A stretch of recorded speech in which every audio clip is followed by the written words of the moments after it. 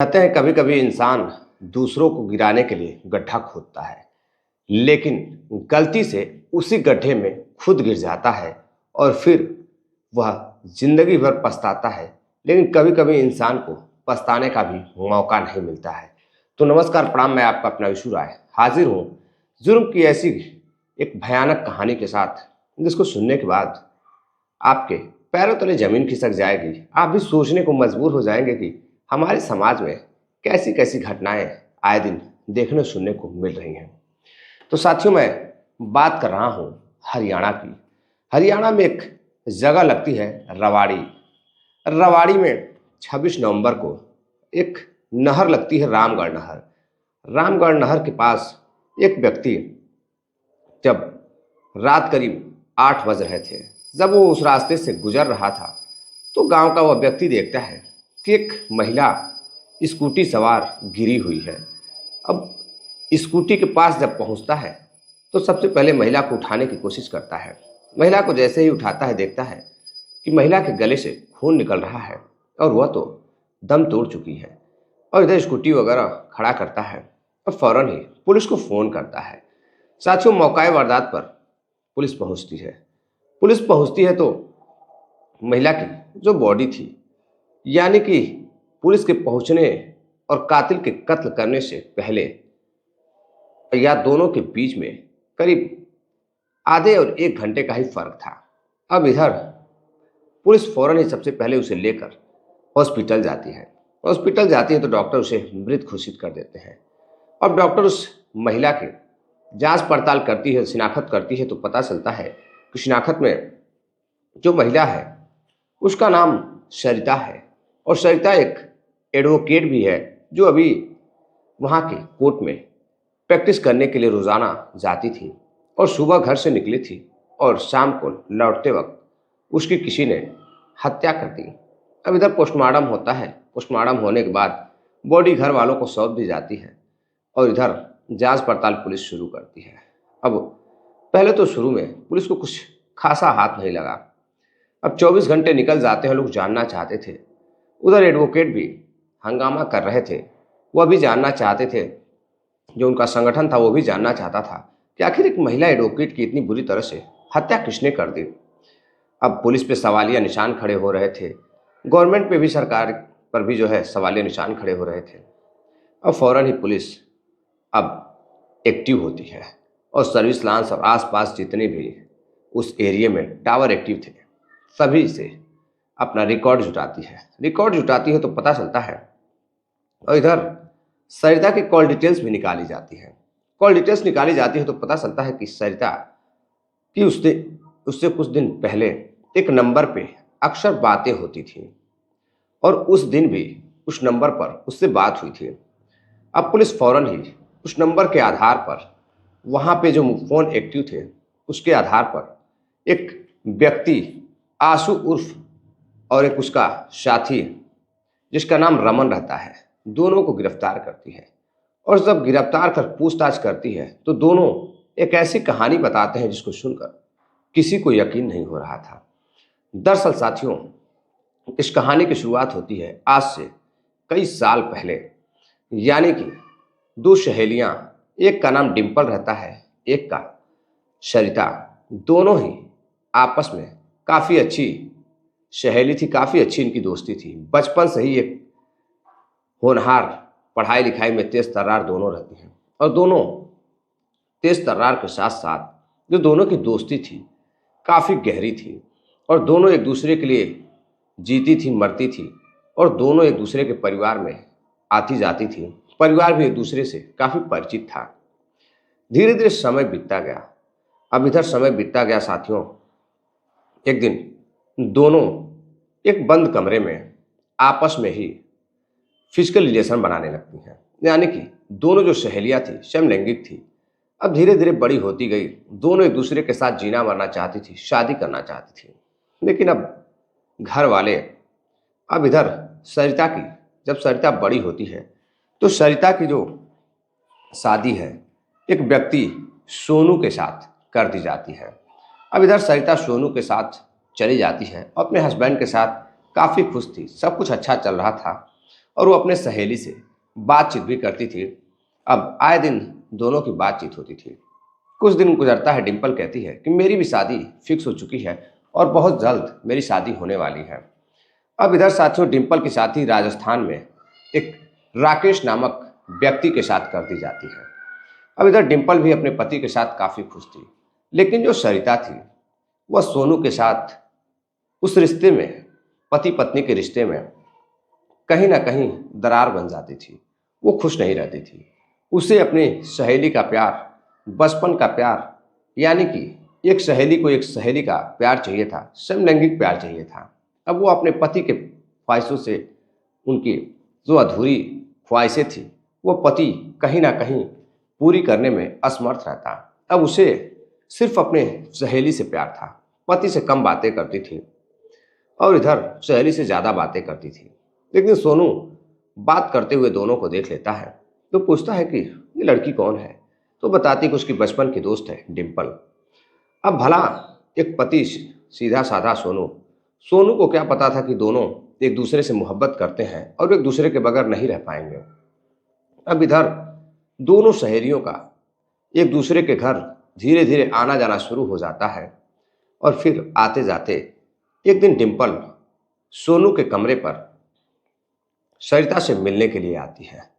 अब सरिता अपने कमरे पर डिम्पल के साथ अपने ही कमरे में बिल्कुल आपत्तिजनक स्थिति में दोनों रहते हैं और तभी अचानक से सोनू आता है और सोनू सब कुछ देख लेता है। जब सोनू सब कुछ देख लेता है तो उसे अपनी पत्नी पर शक होने लगता है कि कहीं यह दोनों बचपन से ही या कॉलेज टाइम से ही, कहीं ऐसा तो नहीं है कि दोनों का समलैंगिक संबंध है।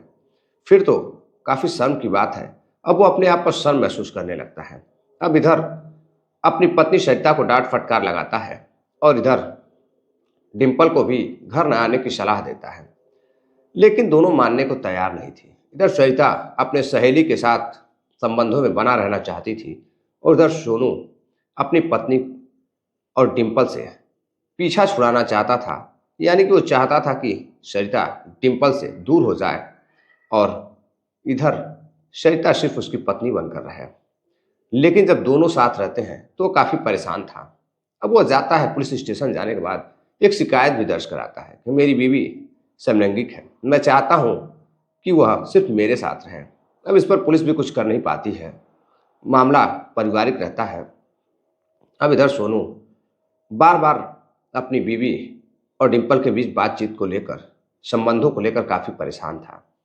अपनी पत्नी को बार बार मना करता, लेकिन सरिता मानने को तैयार नहीं होती है। अब एक दिन अचानक से, करीब आज से कुछ महीने पहले, यानी कि अगस्त का महीना रहता है और जैसे ही सुबह होती है सरिता के पास एक फ़ोन आता है कि तुम्हारा पति सोनू ट्रेन के आगे कूदकर अपनी जान दे दी है, उसने सुसाइड कर लिया है। अब सरिता का रो रो कर बुरा हाल रहता है। सरिता अपने पति के बॉडी को ले जाती है और पोस्टमार्टम वगैरह होता है और उसके बाद दाह संस्कार किया जाता है। समय बीतता गया। अब वो एकदम फ्री हो चुकी थी। पति के जाने का सरिता को कोई गम नहीं था। जब सरिता डिम्पल से फिर बातचीत करना शुरू कर देती है और फिर दोनों की प्रेम कहानी आगे बढ़ने लगती है। अब हमेशा आए दिन महीने अब दोनों एक दूसरे से मिलते थे, एक दूसरे के साथ समय व्यतीत करते थे। लेकिन अब इधर सरिता अकेले रहने लगती है। अब सरिता को काफ़ी परेशानियों का सामना करना पड़ता है। अब उसकी ज़िंदगी बोरिंग सी कटने लगती है। अब इधर आए दिन प्रैक्टिस के लिए वो कोर्ट कचहरी में जाती, उसके बाद घर आती, बैठकर फ़ोन चलाती, अपने सहेली से बातें करती। अब वो अपनी सहेली डिम्पल से कहती है कि एक काम करो, तुम अपने पति को छोड़ दो, तुम मेरे साथ रहने के लिए तैयार हो जाओ। लेकिन इधर डिम्पल अपने पति के साथ रहना चाहती थी। वो पति के साथ खुश थी और सहेली के साथ भी रिश्ते में रहना चाहते थे। लेकिन सरिता को यह खुशी पसंद नहीं थी। सरिता बार बार डिम्पल से कहती थी कि तुम मेरे साथ आओ, हम दोनों शादी कर लेंगे और एक दूसरे के साथ रहेंगे। लेकिन डिम्पल मानने को तैयार नहीं थी। अब इस बात पर सरिता को काफ़ी गुस्सा आता है। अब वो सोचती है कि क्यों ना डिम्पल के पति को रास्ते से, राकेश को हटा दिया जाए, तो जब वह बिना पति के हो जाएगी, अकेली रहेगी, तो वह मुझसे शादी कर लेगी।